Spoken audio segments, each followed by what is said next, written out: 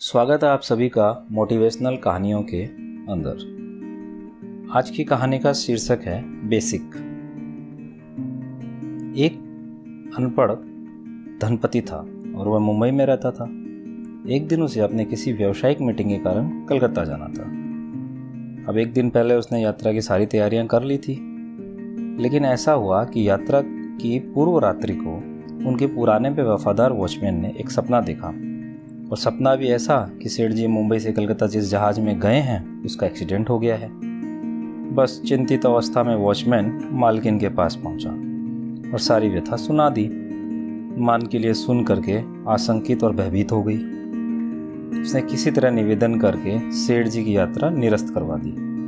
हालांकि इस बात से सेठ जी बड़े नाराज हुए।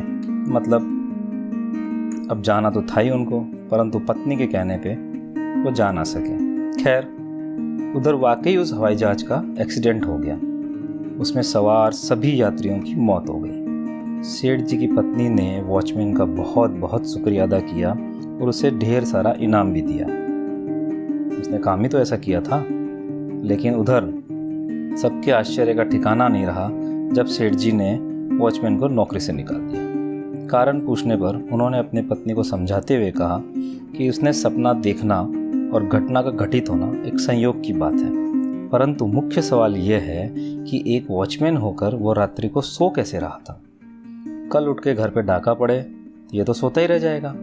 सेठ जी की बात वाकई तर्कसंगत थी। पत्नी वॉचमैन के प्रति लाख सहानुभूति रखने के बाद भी कुछ ना कर पाई।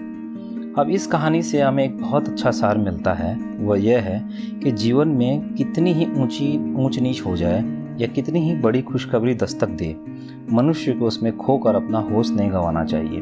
परिस्थिति चाहे कैसी भी क्यों ना हो, मनुष्य की निगाहें कभी बेसिक से नहीं हटनी चाहिए। सेठ जी इस कहानी में मौत के मुंह से जाते जाते बचे। इतने बड़े हादसे का शिकार होने से बचे थे, लेकिन फिर भी उनका होश बरकरार था। वॉचमैन की स्वाभाविक ड्यूटी से उनका ध्यान नहीं हटा था। वरना मनुष्य तो सफलता, असफलता, गम और खुशी के माहौल में इस कदर खो जाता है कि बाकी सब जगह से उसका निगाह हट जाती है। और यही वास्तव में मनुष्य के बार बार मुश्किल में फंसने का कारण है।